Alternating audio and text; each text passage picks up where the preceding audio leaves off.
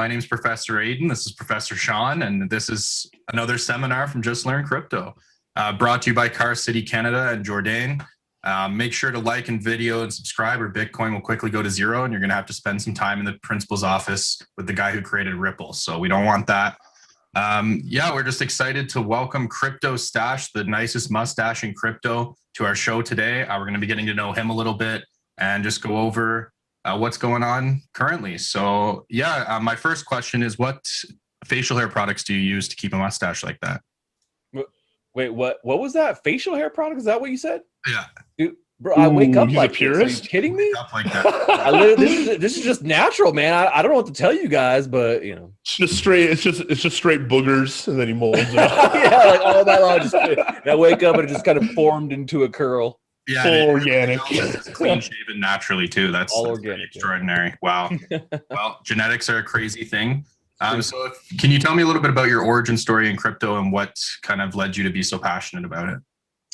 Yeah, so like in late 2012, I was bitten by this radioactive spider, and I had these crazy dreams, and it was just like all I saw was this orange coin just going boo, boo. No, that's not really. But that is when I first heard about Bitcoin, and it was like a random forum, and I clicked on the link and to go check it out because that's kind of interesting. I'm a tech dude, whatever.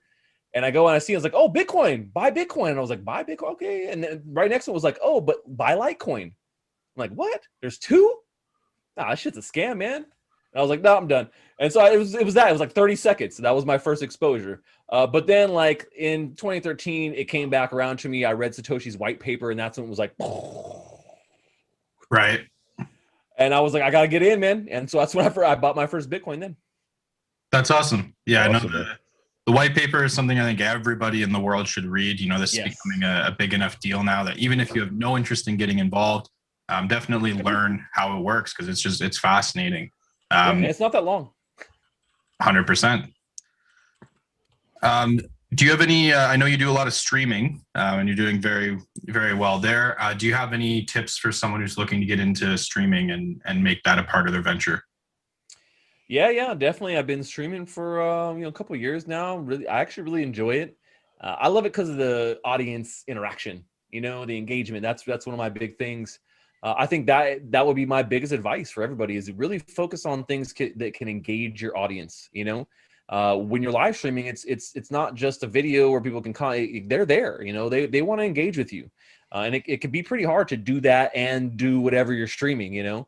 I do 2 live streams every week, one on Tuesday, which is the NFT Beat, and that's all about NFT investing and news. And I do that with my buddy Ken Bozak. So we do that, do a bunch of giveaways, and hang out. The Bro Bros, yep, all the Bro Bros hanging out on the live stream. And then on Thursdays, I do the Secret Agent Stash show, and that's all about blockchain gaming. And it's crazy, man. It's like a whole show. It's like, yeah, it really is. If you guys haven't seen it, it's a lot of fun. Cool theme song. I have different disguises. It's a whole thing.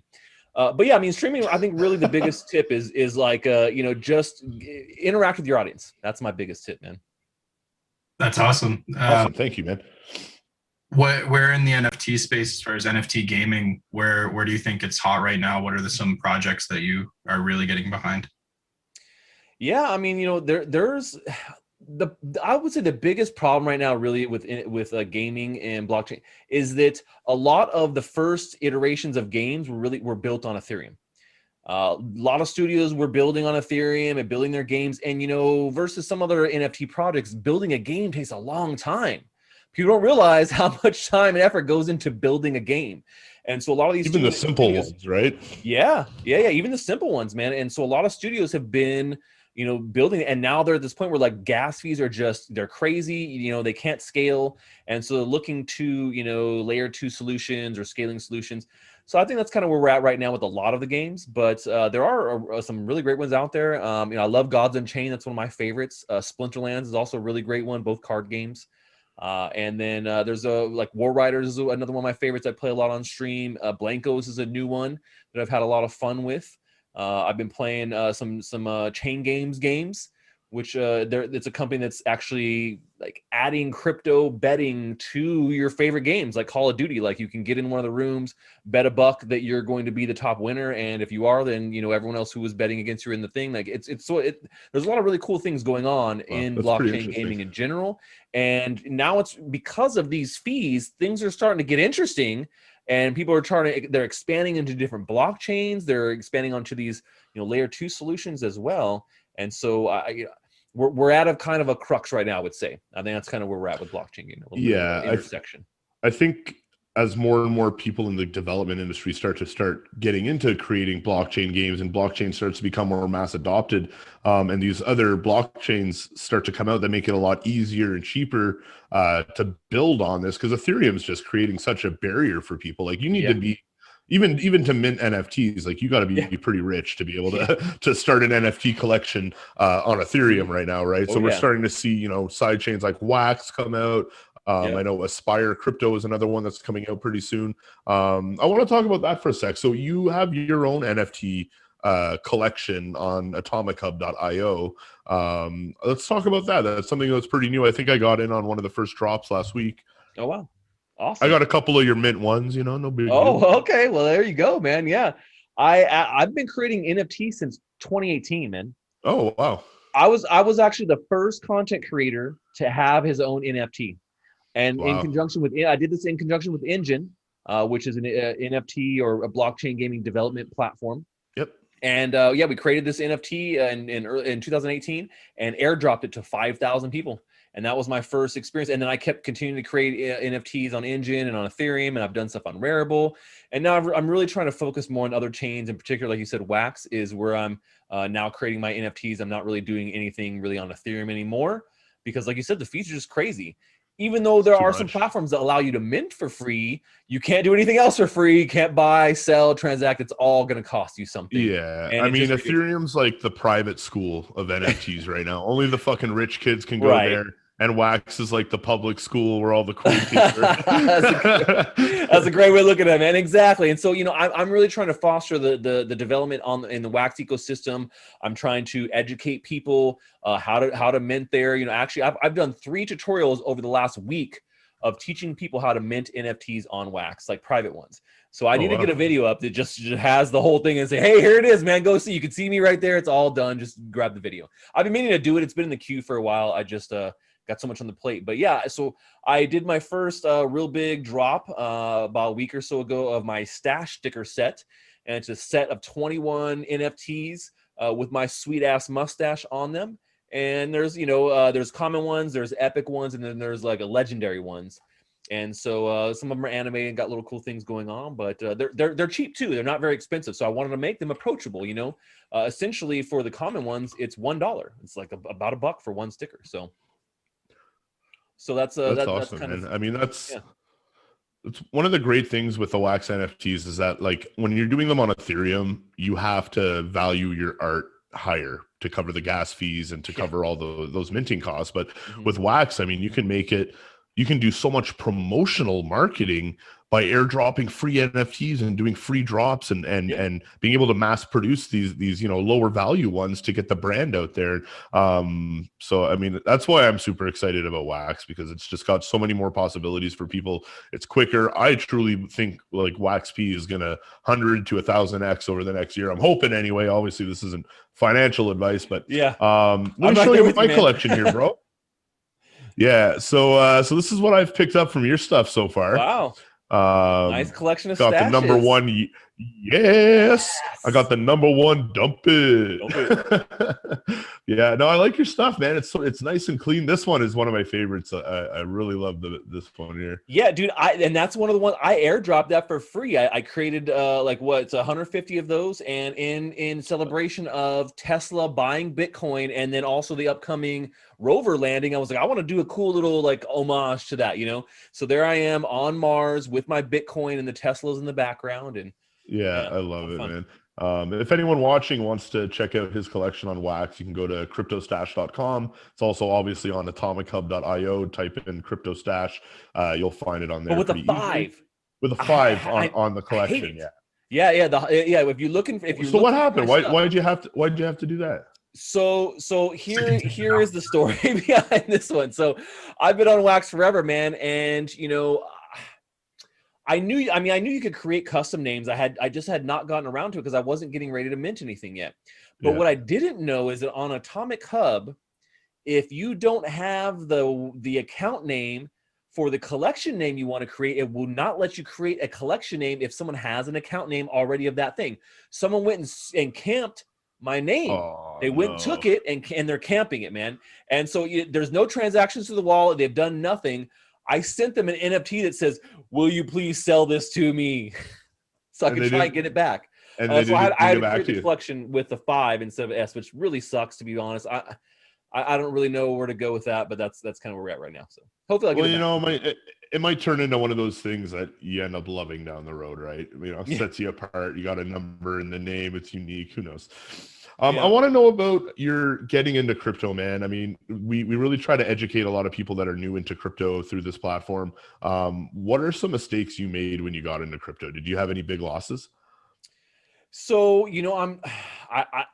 I am very lucky, and I've had no big losses, man. Everybody I know seems to have made some major mistake. They've gotten hacked, something happened. I have been very lucky, and I'm going to say it is luck. Yeah. Not that I haven't made some mistakes, but just nothing massive. I never sent a bunch of coins to the wrong address. I'm very meticulous on things. Yeah. And always making sure I keep my stuff in a hardware wallet with my own private keys and everything backed up. I decentralize everything so it's spread across multiple things. I take all the precautions, but it's definitely really easy to screw something up in crypto. Really, it's just, you got to take your time, absolutely. Take it easy. Don't force things. Don't try and rush. Don't get the FOMO is really what gets most people, man, is that they get in, they see the prices. They're like, now they've committed to wanting to do it. And then they can't stop themselves from buying or doing things without actually learning shit first. And that I've run into that all the time. They get too emotional. That's the what feeds FOMO is emotion, right? People are scared they're gonna miss out on this next wave, or they make mistakes. They rush. They send Bitcoin to a Litecoin address or something stupid, or they invest in some Ponzi scheme or some cloud mining scheme where they think, oh, hey, I could buy. Yeah, BitConnect. Exactly. So that's awesome, man. I'm glad those Ponzi schemes have become further in between. Now they used to be. There was a. But I lived that shit. Yeah. I mean, but that's the thing, and so that's really how I got to where I am right now, is because I bought Bitcoin in 2013, and at the top, man, when I bought it at the freaking top, dude, at like $500. Because poor baby. I know, right? But then like 3 months later, Mt. Gox happened, man, and it crashed everything. Luckily I didn't have my coins on Mt. Gox, but it crashed everything and the price.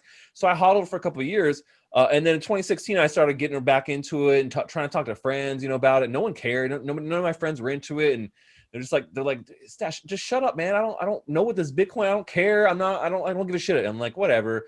So that's when I created my website and the blog, and I was like, well, at least if I just have a personal blog, I can write down my own thoughts, just kind of for my, and if a friend cares, I can just direct them there, And so I just started. That's how it really started. Just like, what was I doing in crypto?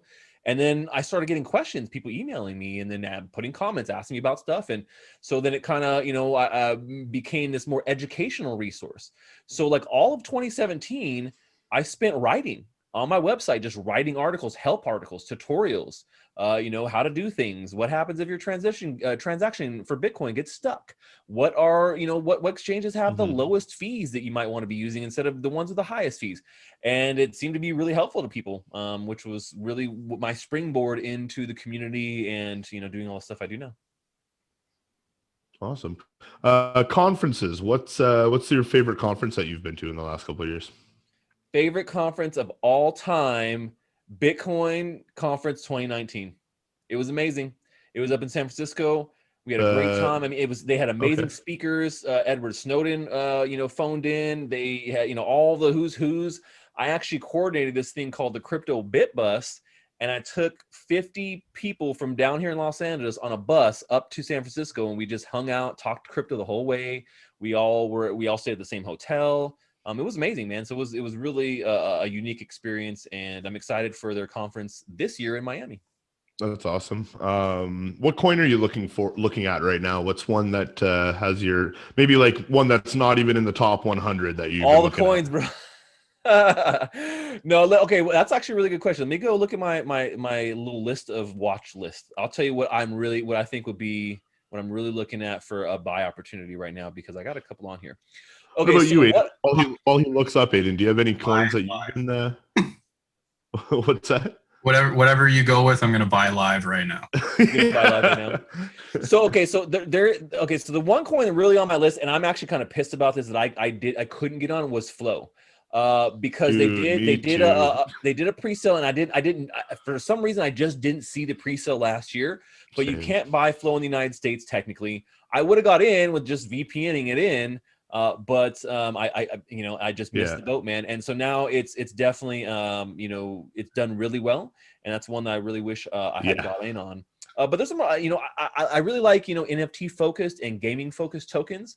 So Ultra's another really cool one that I've been into here recently, and they're really developing a really great platform in general for gaming. Atari is one that I had gotten in on the ground floor. They're getting ready to launch some really big stuff. They just released their VCS. It's a brand new console from Atari, the first one in like 25, 30 years or something. And so it's a blockchain, and they don't say it, but it really is. It's a blockchain enabled console, man. It's a hybrid between a computer and a console. So very unique, cool thing there. Wow. So there's a couple that I'm kind of keep my eyes on. Also, my other favorite right now is Pancake Cake from Pancake Swap. I got in pretty early on that, and really loving what they're doing there on Binance Smart Chain. Awesome. And NFT collections on Wax. Which other than your own, obviously, what are your favorite NFT collections on Wax? Maybe top two. Ooh, top two, man. There's some really cool ones. I mean, obviously Street Fighter just dropped, and everyone is like, loves Street Fighter. I think they did a really good job. Yeah. Oh, you're not feeling it. You didn't like the Street Fighter stuff? I thought for a brand as big as Capcom that they could have done a hell of a lot better in terms of marketing, advertising, even the quality of the cards and the NFTs. There was just a lot of like confusion around it, and I mean even their like promo video and their website like just looked trashy, and like I don't know. I was expecting a lot more from them, and because of a lot of the lack of production value, I didn't get as excited about it as I went way more into Stonk Wars than I did into Street Fighter. Well, it's interesting because I mean, right now it's the #1 traded project there. So, and I mean, I got a lot of people that had never even been in NFTs that got excited about this. And you got to also take in consideration, this is a major company's first foray into blockchain, so it's always going to be pretty basic and simple. It's the same way they did with GPK. So when Topps came on board and they're like, we want to do GPK, it was very, they didn't do a lot. There was like almost no marketing. Almost nobody got those first Series 1 packs. I mean, I still have some Series 1 packs. So I definitely know that after they see the success of this, that they're going to, I think, double and triple down for the next stuff that they're doing here. But I do like like the crafting and things. Have you seen the GPK physical cards that have a code that you can redeem? Oh, you mean these ones? Yeah. That I'm gonna open multiple boxes on Monday on my live stream. Yeah, those ones, for sure. Yeah, I got 6 boxes on the way. I can't wait. Nice. Yeah, so I mean, they're doing some really cool stuff. If anyone watching this wants, sorry, I was just gonna say, if anyone wants to see those unboxing videos, we'll make sure we put the link for CryptoStache's live stream in the description of this video. Yeah. But okay, so favorite projects, I would say Cogs is definitely in my tops, man. I love what Cogs is doing. They have, they're gonna, their game they're working on is almost done. I've interviewed the creators. It's just a great community in general. So I really love what Cogs has been doing. And then I will, as far as like second one, Bitcoin Origins is got some really great art and stuff they've been doing as well. Very popular on Wax too. There's so many good ones, man. Splinterlands just came to Wax. Now you can get Splinterlands stuff on Wax and buy it there. My buddy Twerky Pepe is now on Wax, and I'm gonna be doing a collab with that guy here pretty soon. So there's a lot of cool ones. It's hard to just pick two. Actually, me and Aidan are pretty big Twerky Pepe whales. Oh, nice. Yeah. I got some. I got his some of his Twerky Pepes and his own thing, but we're gonna be doing a collab here. I think maybe dropping it like sometime next week or the week Let's after. see. Mustache, Twerky Pepe. I can't imagine what that's going to look like. Yeah. There you go, man. Stash Pet Twerky. So that should be a lot of fun. That's Yeah, awesome. And so, Yeah, there's a I lot got of cool really excited about Turkey. Yeah, when he did his collab with Ken Bozak for the Turkey Bro, Mhm. that one that was one of the biggest, like one of the things that got me really into wax NFTs was just, you know, obviously I support Ken and everything he does, and I was like, you know, I saw the Turkey design for the first time, and I was like, damn, that's, you know, fun and cute, and you know, Yeah. it's goofy, and you know, I love opening my wallet and seeing this little frog twerking. It just brightens my day up. What do you think of Totally agree. Bitcoin Elite? They just did a drop this past week. Yeah, the Bitcoin Elite stuff is okay. You know, I feel like it lacks a little bit of originality, man. You know, that's kind of how I feel about it. It's like you take the Bitcoin logo, you stick some effects around it that are probably I'm not trying to like dump on everything, but they're probably like some stock effects you throw from After Effects, you know, template, whatever, and it's okay. You know, that's kind of how I feel about it. It's all right. Fair enough. Yeah, it's interesting. Like for pretty much any of the major players in the space right now, I can pick something super positive that they're doing.